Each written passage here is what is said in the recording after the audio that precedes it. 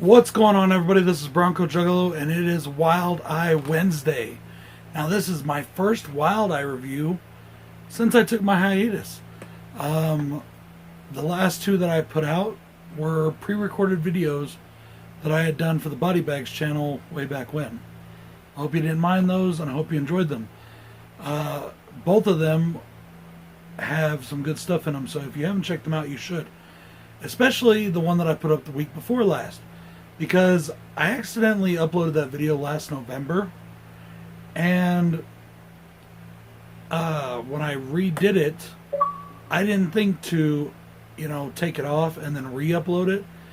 I made it public, but it didn't show up on anybody's feeds because it was from last November. Yeah, that kind of sucked. But that's okay. You can find the link in my community page to it to get to it real quick. Or in the Wild Eye playlist on my playlists. Now guys, today I am doing a Bigfoot film. Today I am doing Bigfoot's Bride. Now I was really hoping in Bigfoot's Bride for it to be kind of a Bride of Frankenstein-esque, low budget Bigfoot movie.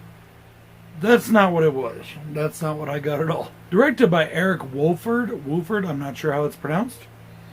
This is a 2021 film, and it stars Jordan Phipps as Jody, our main character. A Bigfoot creature falls in love with a camper named Jody, and he will kill anyone in his way to getting to her. It's had a $4,500 budget, and yes, I will salute them for what they did with such a small budget.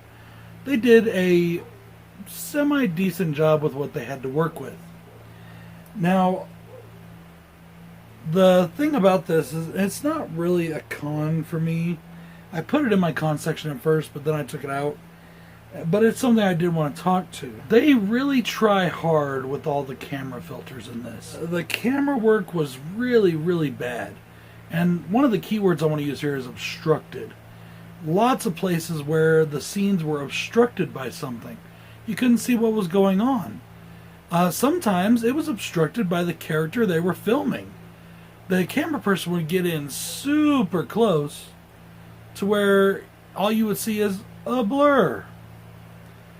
And then he would zoom out and then go around the person, and that was really kind of annoying. I really do believe that this was probably filmed on a phone, and that's fine. There's nothing wrong with that. And it was probably edited on a phone as well. Because there was a lot of stuff that was put into this and that was edited into this that just wasn't of the highest quality. But that's okay. I'm not looking for high quality in a low budget film. But I am looking for it to be done well as they can do it. Now, I'm not sure the experience that this director has or that his team has, but, like I said, $4,500, I give him props. There's another thing that I added to my cons that I kind of took out was the Bigfoot suit, okay? At first I didn't understand it. I thought it was literally a homemade Bigfoot suit made out of like what looked like a crappy fur coat, like a really old nasty one. A fur stole, which if you don't know what a stole is kind of like a it's kind of like a fox fur looking scarf, kind of. And if you want to know what a stole is, go ask Klinger from MASH. But yeah, and I thought that they were using that to make the look. I love the look of his face, and I'm going to get into that in my pros. And then I would see like a shirt peeking out from what I thought was underneath his costume, underneath his fur. And I was like, well, that's kind of crappy. I mean, I know it's low budget, but you can at least cover up the shirt, And then I saw that he was wearing full pants. And he had his big, Bigfoot hands and Bigfoot feet sticking out of the pants and out of the, his arms were sticking out and they were all hairy. And then I realized something, that the stole he was wearing, and then he actually was wearing a shirt. He was wearing a pair of coveralls. And what it was is this Bigfoot, as the story went on, I realized that this Bigfoot was doing his best to become human. He wanted to be human. And he was trying to be human. He even spoke in the movie. Bigfoot did speak in this movie. Now, the way they did it is a con for me, and I'm going to get into that. But he did speak in the movie, and he was trying to be human. So what it was is they actually made the Bigfoot outfit, and he was wearing a full fur outfit, and then he put clothes on over the top, including the fur stole that went around his neck. And part of it, he found like a clown mask, like a old Halloween costume clown mask in the woods, and he was putting that on, and he was like, he was looking at his face in the water going, ugly, ugly. And then he would put the clown mask on and go, beautiful. And I get it. I get what they were trying to do here. They really felt like, after a while, they were kind of giving us a low-budget horror version of Beauty and the Beast. And yes, I know the original Beauty and the Beast fairy tale is a horror story, but you know what I'm talking about. So let's start with that con that I just mentioned. Let's start with that voice of the Bigfoot. Now, I didn't mind that the Bigfoot spoke. This is obviously a creature with some intelligence. It's a creature that had some ability, and it's a creature that was disgusted with himself and trying to become something he wasn't. And he was trying to become something human, and I really enjoyed that aspect of the story. What I didn't like was the application of how it happened. And mainly I'm talking about his voice. In fact, I'm talking 100% about his voice. His voice was done probably by the director as a direct voiceover with a like robotic filter on it. And it was booming, and it was deep, and it sounded terrible. Absolutely terrible. Now, after I did this movie, I talked to my buddy Jason, about it, and he had told me he had just watched the film. And I hope Jason doesn't mind me saying this, but he said that the voice kind of grew on him after a while. Not for me. I hated it. I hated that voice. I thought it was the dumbest thing ever. Why didn't they just have the actor in the suit talk? That would have been better, I think. It can't make up its mind between what it really is. It can't make up its mind if it's an artsy film. It can't make up its mind if it's a fairy tale. It can't make up its mind if it's a horror film. And it can't make up its mind if it wants to be scary or sympathetic. It really can't. That's something I really didn't like about this movie.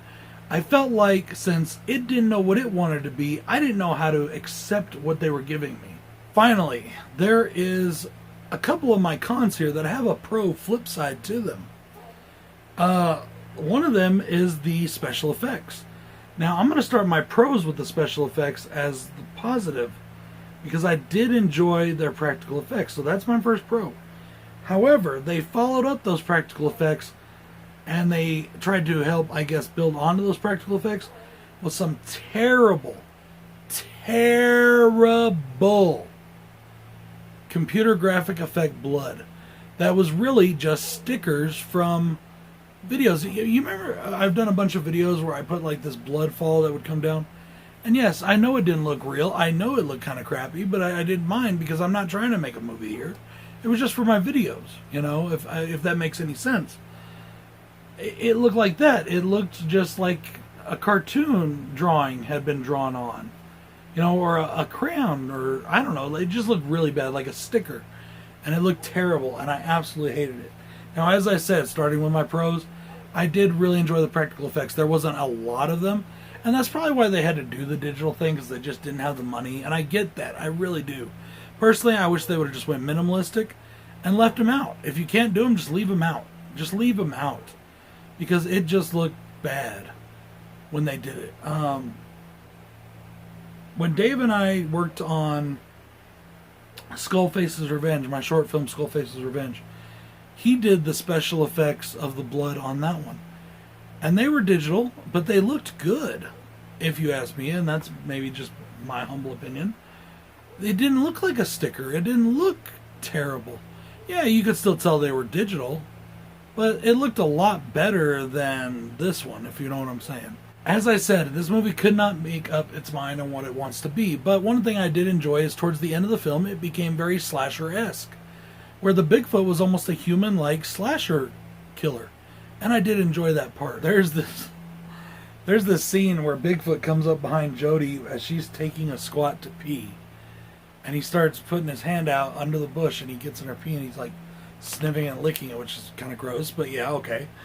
But anyway, she puts up a curtain thing, and she starts changing. And there's no nudity in this film. You don't get to see anything. as she's changing, she takes her clothes off and she puts new clothes on. And that's something you have to do when you're out in the woods for extended periods of time. You have to do that. She lays out some brand new shorts she's going to put on, like some short girl shorts or whatever. And the Bigfoot picks them up and tries to put them on himself, which was absolutely hilarious. It was very funny. I did like the actor that played the Bigfoot. I thought he did a really good job, especially in the scenes where he's trying to be human. Like, he's trying to come up to her and he's got this ring and he's trying to get his confidence. And he does kind of like what guys do in the mirror. And then when he walks over, he kind of gives this swagger, this strut. And I enjoyed that. I thought that was really, really funny. As I talked about earlier with the Bigfoot suit, once I realized what it was and what was going on, I enjoyed it. I thought it was good. And I love, absolutely fucking love, the face, the mask, the neck. I don't even know if it was a mask or just full makeup job. Looked fantastic. That part looked fantastic. You could tell that a lot of their budget probably went into that right there. From the top of the head, going under the fur and under the shirt into the fur, in the neck and the upper shoulder area. It looked absolutely fantastic. I loved that part. Not your typical Bigfoot. It wasn't like this Bigfoot with the hair all over. It was this face basically on the back, and I loved it. Now this is, a typical Bigfoot cover art kind of deal, and it's a good cover. I enjoy the cover. But that's not what the Bigfoot looks like in this movie. Now, I don't know if everybody saw that, but I'm going to hold it out here. This is not what Bigfoot looks like in this movie. This is. And I liked it a lot. Now, the camera work, I talked about that and how I kind of took it out of the cons, but it still was kind of a con for me, honestly. But I'm assuming these guys were pretty inexperienced, so you got to give them some slack. You just have to. You have to give young filmmakers, you have to give independent filmmakers some slack. These guys are putting things out on a shoestring budget. This is what I want. One of these days, I will have a movie released by Wild Eye. Watch. It's going to happen. I've been working on a horror movie, and it's really going to be low budget. And it's not for anything more than for me, my friends, and my followers to enjoy. I'll put it up on my YouTube probably. But it would be amazing just to get one DVD copy made by Wild Eye, just so I can say I got it. Even if it was just one for me. But it will be a Wild Eye releasing one of these days. Watch. I'll convince Rob. I will. That's probably a long way off still. I'm just barely starting. In fact, I'm basically in the not development stage. What do you call it? Pre-development stages? Yeah, that's where I'm at. Back to what I was saying. The camera work. There's one pro I liked about this. They got some underwater shots that I enjoyed. And I don't know if they used like an aquarium or if they actually used the river they were filming around. But they somehow, I don't know if they had an underwater sports camera or what they used. But they got under the water and they got like the Bigfoot's hand reaching in, grabbing some fish heads. They got, them looking up through the water and seeing the characters above. And they got the camera following a fishing line, and that was pretty cool. I thought that was pretty cool. I thought that they would have kept that kind of filming up, they would have had a much better product on their hands. But as I said, I give them big props for doing what they did. I enjoyed this movie. Maybe about 10 minutes of it could have been cut out. 10 or maybe 15 minutes of it could have been cut out. It's only about 83 minutes long. But overall, I had a lot of fun, and I sat back and I enjoyed it. It's entertaining for those of us that enjoy watching filmmakers try to do their thing. It's entertaining for those of us that enjoy independent cinema where you can just sit back, relax, and chill. And it's entertaining for those of us that don't have our noses in the air and think that it has to be a mainstream studio film to be worth recognizing. Guys, I can't say it enough. Independent cinema is where we are going in horror. That's where the true horror movies are going to be made. And we really need to give them more support. I can't stress that enough. This is Bronco Juggalo saying check out everybody else doing Wild Eye Wednesday. Check out Wild Eye. And thank you, Wild Eye, for sending me this movie. I truly appreciate it. You guys are the bomb. Peace.